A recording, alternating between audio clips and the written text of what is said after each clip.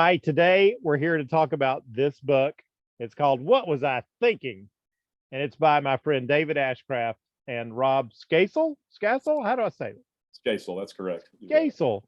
Yeah, David, if you don't know, is the pastor of LCBC Church. It's the largest church that you've never heard of.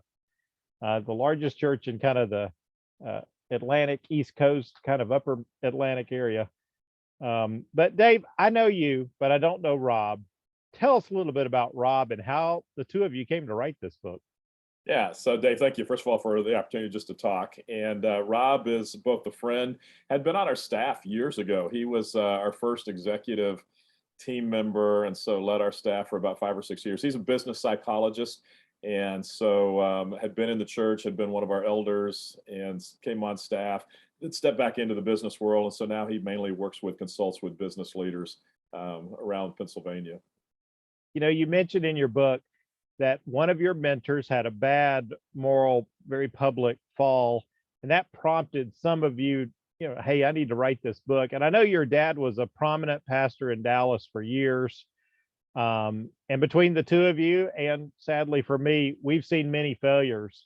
Yeah. The premise of the book is that we can overcome bad decision making with some structured thinking. Is that right? Yeah, what really got me started on it, Dave, was a number of years, probably about 4 years ago, I had opportunity to spend an evening with a pastor that would have, I think, been one of my mentors, somebody that I followed very closely. And Ruth and I, my wife and I, actually spent an evening with him over dinner and about two or three other people. That was on a Thursday night. On Monday morning is when news came out of just kind of some scandals in his background. And reflecting on that, just thinking about it, I thought, what in the world was he thinking? And some of the things, the decisions that he made, some of the situations that he was in, it was like, how in the world did he put himself into those situations, and what was going on in his mind to possibly think that there was something good that was going to come out of the situation that he was in? So that's really what started all this off. And as I was wrestling through that, I got together with Rob as a psychologist to say, what goes on in people's minds to cause us to make those kind of decisions that, I mean, there's no good that's going to come from a lot of our decisions. And so why would we even think that way?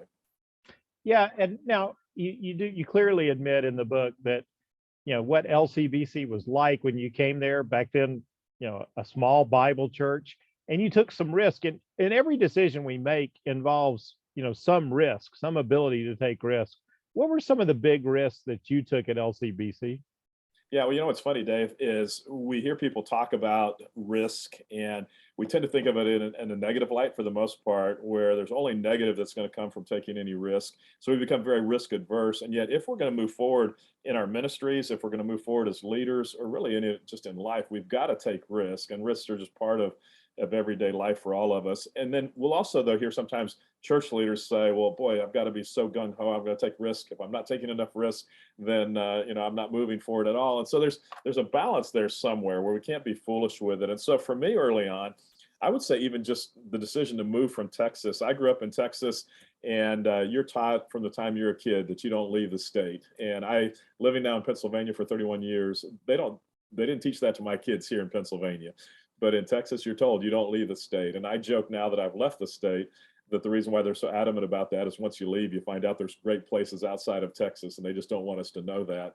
So even moving away from Texas was a big deal. And part of what was a big deal for Ruth and I, we struggled with infertility for years. And so part of our reason, as we were looking to make a change in positions, we only were looking in Texas, and we thought we were being real generous with God. And we said, God, we'll go anywhere you want us to in Texas. And part of our invitation for that, not only our love for Texas, but we were working with an adoption agency. We had our son placed with us at 10 days old. They always had a policy where they would try to place a second child in your home, but you had to live in Texas. It was a Texas agency. And so we had looked for a couple of years for a new position, always in Texas. We probably talked to about 30 churches over 2 years. None of them were appropriate for us. And finally reached a point of saying, okay, God, if we open this up beyond Texas, then we're going to trust you to, if you want us to have more kids, then it's going to be in your hands. And so we made that decision in June, and maybe 3 weeks later, the agency called and had a baby girl for us that was 3 days old. And then about 3 weeks after that, we heard from LCBC in Pennsylvania. And so, but it was just a matter of taking that risk and saying, okay, God, you may or may not expand our family, but we're going to take a risk to go forward. So that was just a personal risk that we took, even choosing to come here. Yeah. And now you've got a 4-part model, and it spells unbelievably to me, David, dope, DOPE. Just tell us what that is. You know, it's funny, as we were writing this and we were coming up with what do we call these 4 steps, and it just happened that they spelled out dope. And Rob and I obviously are not hip whatsoever, and so when he first said, "Oh, dope," and that's going to be perfect, and I was like, "There's no way we want to be calling this the dope model." And how dope is that? And so, but we, you know, it's memorable for us anyway. And so, the 4 different parts, as you're trying to think through, should you not take a decision? We just kind of narrowed it down to one is just what is your desire. So the first D, the letter is D, and it's desire. And what do you hope to, you know, what is it you're wanting to accomplish in this decision? So that's the first step. O is the second, just what opportunities are there? And are there opportunities to accomplish or to get what you hope or what you desire? P is just power. Do you have the power to make it happen? Are you in a position where you can make your desires and take advantage of the opportunities? And then the last is expectations. What do you expect really to come out of this? And oftentimes we don't, we should think about you know, expectations. But again, as I look at some of the moral failures of very prominent leaders over the last 2 or 3 or 4 or 5 years, you just go, what did they expect to happen when they were making those decisions? So that's one that is so obvious. And all 4 of these steps, Dave, are very obvious, but we tend to forget them. We tend to leave them out. And so we say, look at those 4 things, and you're likely to make a better decision if you've looked at those 4 and evaluated those 4 things in any major decision that you've got coming.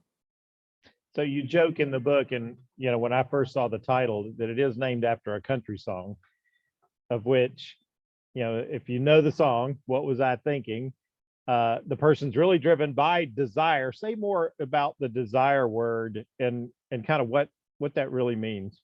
Yeah, so if you know the country song, and growing up in Texas, I loved country actually. So to be honest with you, I had to stop listening to country after college. It just a lot of it's good and a lot of it's not, and it was taking my minds places that I shouldn't go. But this particular song, it's a guy talking about an experience he had one night, and he just breaks the law in so many different ways. And he asked the question, "What was I thinking?" And then he tells you what I was thinking. I was thinking about, and I think he says, the little white tank top sitting next to me in the car, and that's all he was thinking about, and his desire, and that's what was causing him to make all these decisions. And so desire can play out in so many different ways. It can be very positive, where you desire to make a difference in other people's lives, or it can be self-motivated. I desire to have some kind of passion or something that I'm longing for fulfilled in me. And so desire can go several different ways. And we said that one of the best ways to really just evaluate, is the desire proper or not? Is it self-focused or is it others focused? And if it's all about me and the passions that I'm trying to fulfill, the desires that I'm trying to fulfill that are going to make me feel better, probably not going to be a good decision overall. If it's focused on others and is this going to be better for others, tends to be a good decision. You also say somewhere in the book there that you've got to momentarily adopt the voice of a cynic, which we don't often hear when we're, you know, in church work. Hey, we hate the cynics, but you say sometimes you got to adopt that. Say a little bit more about that. Yeah, it's funny. My personality, Dave, is I think I'm very much of an optimist, but I'm also a skeptic. And one of the guys on our staff, whenever I talk about being from Texas, he'll always say, "Are you sure you're not from Missouri?" Because Missouri, their license plate is the show me state. And he said, "That's you. It's always show me, show me." And so that's that skepticism or that cynicism coming out. And I think that there has to be something in us that just kind of a gut check that says, wait a minute, is this the right thing? Am I doing it for the right reasons? The right motivation? And without that, then we kind of go unchecked, and there's no balances to say, are we going the right direction or not? So there's real value, I think, internally in checking ourselves and just trying to think through, what are all the negative situations that could come up with this? What are all the reasons why my desire might be wrong in this situation? So yeah, being skeptical, being a cynic, I think is critical in not making bad decisions. You also say you need to get the counsel of others. Yeah. So, you know, it's funny. We tend to operate, as I talk to a lot of pastors, we tend to operate in isolation. and we will hear ideas from other places. And so we think, oh, well, I'm collaborating with people because I heard an idea someplace else, or I went to a conference, or I went to another church and I saw what they were doing. And so in our minds, we're collaborating. And really, all we're doing is taking somebody else's idea. We're assuming it's going to work well in our environment, but we don't always check other people. And so I think getting counsel, advice from others is huge. And that could be internal, that can be other people on our staff if we have our staff. That can be our spouses. Our board, Dave, learned an interesting thing years and years ago. We would make decisions and we would introduce an idea in a board meeting, would make a decision that very night and think it was a great decision. Then we'd all go home and would come back the next month and would all go, that was a terrible idea. And as we started digging into it, we began to say, okay, first of all, we all gave the spiritual answer and said we went home and prayed about it for a month and the Holy Spirit spoke to us. The reality was we were going home telling our wives and they were going, what were you thinking? That's a stupid idea. And so we'd all come back the next month and change our plans. So we adopted this policy that says we can present an idea one night, but we can't vote on it till the next month, so that we can go home and pray about it and talk to our spouses and make sure it's a good idea. So it could be your spouse, it could be outside counsel as well. And so, Dave, we've even engaged you as a church to come in and just kind of hear our ideas. Are we going the right direction? Are we missing anything? And it's just that outside perspective that comes in and is real helpful to just round out the decision and make sure we're not missing anything in the process. I will say one word of commendation to you and the board there at LCBC. I mean, they were all, fine leaders, very thoughtful, from a variety of backgrounds, but really, I think are really the strength of LCBC Church. Yeah, very much so. I think so too. And what's interesting, whenever I talk about boards, Dave, sometimes there's a tendency to think it's got to be the superstars that got to get on your board, or the most high-powered, most influential people. And I've discovered over the years that typically those aren't the best board members, and they're great for leading a campaign if you're trying to do a stewardship campaign or you're trying to promote a particular idea. But it's the guy that's just very stable in our environment, used to working in a very big corporation or business, that they're used to the numbers that we're talking about when it comes to finances, chemistry. Do they fit well? Do they know how to operate as a team? So yeah, it makes a difference, the board members that you have, at least in my experience. So Yeah. So before we leave the book, I know LCBC has a very creative ministry. It now stretches all across from Western Pennsylvania all the way, I think, to Philadelphia suburbs. Yeah. So that's across at least the diagonal of the state for sure. What's the unofficial mission statement that you use there? Well, we constantly talk about our official mission statement is introducing more people to Jesus and together fully following him. But we also talk about impacting the state of Pennsylvania. And this is something we learned from, and I think you were even a part of this through Leadership Network, but we were involved in a cohort with Leadership Network. And we had opportunity to go and visit with the Marriott Corporation and spend several days with Marriott. And as we were there with Marriott, so I'll back up a couple of years before we were with you with Marriott, we had said, what if God's calling us to impact the state of Pennsylvania? And wouldn't it be cool if we could impact the state? And in our minds at that time, we thought LCBC campuses across Pennsylvania. And we have now 19 locations. LCBC, by the way, stands for Lives Changed by Christ. And so we just say that's who we are. We're just a group of people whose lives have been, continue to be changed by Christ.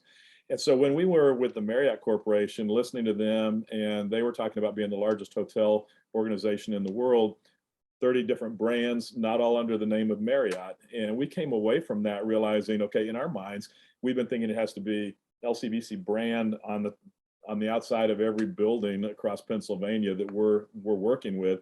And we really came away saying it's not even about our brand, it's about Jesus. And that's the flag that needs to be in the front of all these buildings. And so it'd be cool if we still have campuses across the state of Pennsylvania someday, but we really said, how do we step in and start working with other churches and helping them be better at introducing people to Jesus? And so that's kind of become our thing. And so we began meeting in cohorts I reached out to the largest churches in Pennsylvania and their pastors and said, let's get together a couple times a year and let's just share best practices. And so we've been doing that for 5 years or so now. And I think now we've got 7, 8 cohorts that are going. And just real fun, and saying, what if we could change Pennsylvania and make a difference there? And so it's been a great experience for us. We've enjoyed it. That's great. Now, throughout that dope model, you also have these two tensions. There's a self-interest and others' interests, which you've kind of alluded to. Can you give us a good example of when you had to balance those tensions? So, this is where I suppose the cynicism or skepticism kicks in, Dave, because I constantly have to check myself and say, why do I want LCBC to grow? And why would we want to impact the state of Pennsylvania? Is that for me so that somehow I look better around my peers? And you kind of joked about us being the best or the biggest little known church in the country. And we're not well known, and yet we're 19 locations and 20,000 people. And so is it about, are we trying to do this so we can be better known or so that I can be looked at as a better leader? Or are we trying to do this truly to reach more people for Christ? And so constantly checking, why are we doing what we're doing?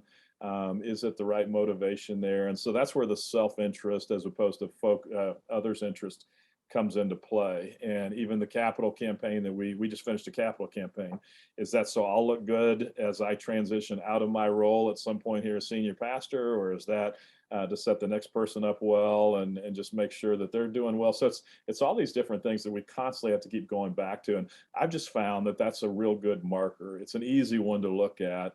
You look at the moral issues. If somebody is toying with the idea of straying with another woman other than their spouse, well, you kind of look at that and real quickly you go, okay, that's obviously self-motivated, not others motivated. But you just take that through all the major decisions we make, and it begins to simplify the decisions. Well, the book, again, see if I can get it in focus there. Well, I'm having trouble. The book is called What Was I Thinking? It comes from Broadman and Holdman. You can get it on Amazon or any other major retailer. David Ashcraft, Rod Skasel. David, thanks for joining me today. Yeah, thank you for having us. Appreciate you and Dave, the influence. I think I've told you before, my first opportunity with Leadership Network was all the way back in 1980. I want to say 85 or 86, 87, one of your first, and I don't think you were with the Leadership Network at that time, but Colorado Springs, and we would go to the Navigators headquarters there in Colorado Springs, and it was on actually small groups. And Bill Donahue and I roomed together back then, wow. And it was on small groups, and this new thing called small groups, and what are we going to do with small groups? So appreciate your influence and Leadership Network's influence, but even you throughout the years. Very much appreciate that. Great. Thanks, David. I'd really appreciate it. You can find out more about LCBC Church online. Go look them up.